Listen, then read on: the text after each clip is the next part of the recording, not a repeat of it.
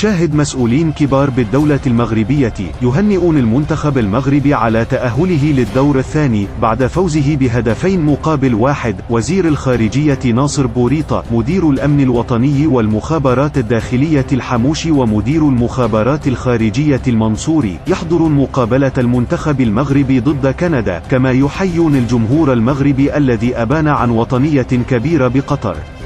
موجة عارمة من الفرح داخل وخارج المغرب. شاهد ماذا فعل الجمهور الجزائري.